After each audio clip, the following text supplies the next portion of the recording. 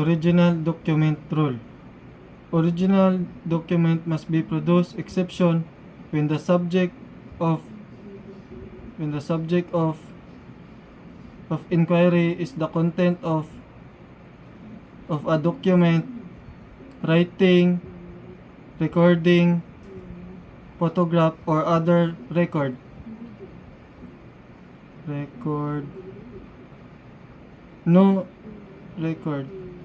No evidence is admissible other than the original document itself, except in the following cases.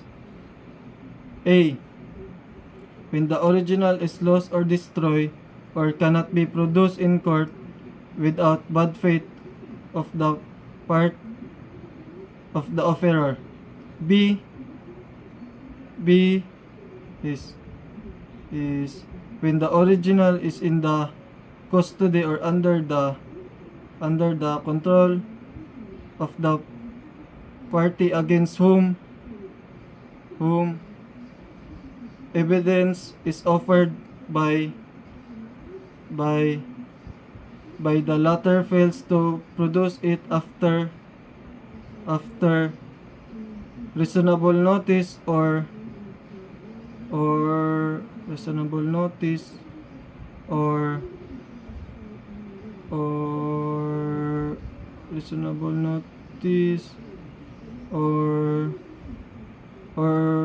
in the original cannot be obtained by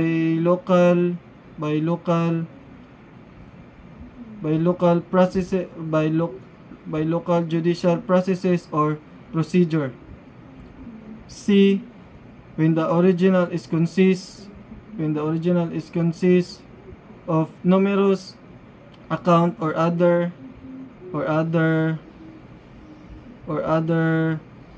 document which cannot be examined in court without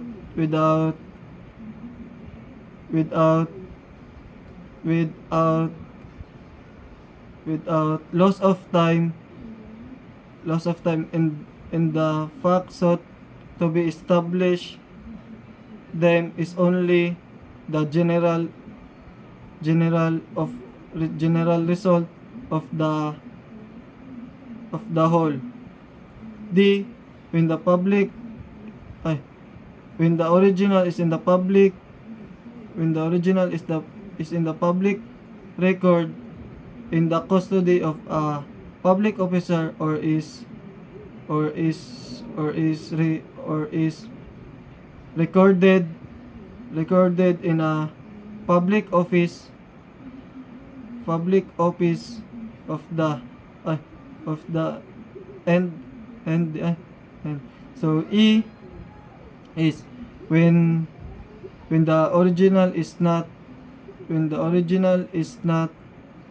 closely related to controlling issue. Parole evidence rule. Section 10. Evidence on written agreement. When the term of an agreement have been reduced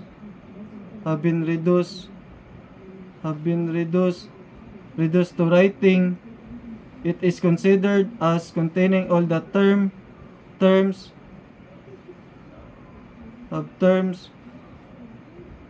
agreed upon. There can be as between their successor in interest.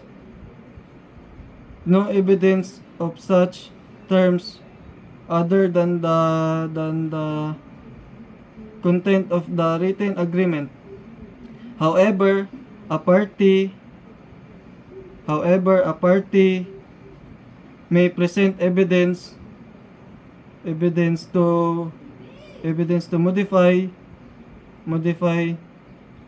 or explain or add or add terms of the agreement if if if if he or she puts in issue in a verified pleading.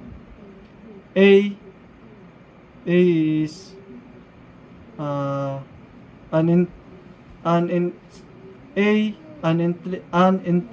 intrinsic ambiguity, mistake or imperfection in the written agreement. B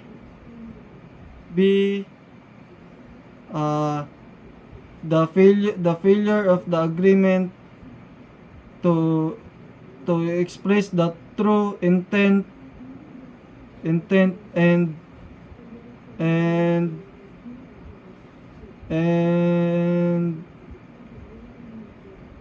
and and agreement of the party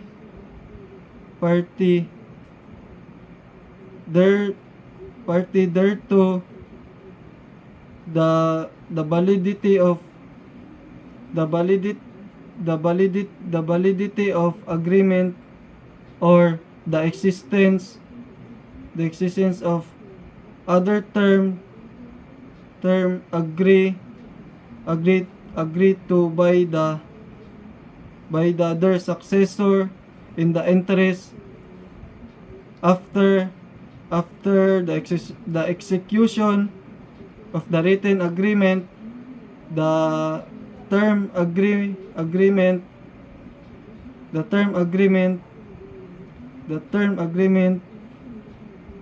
includes will.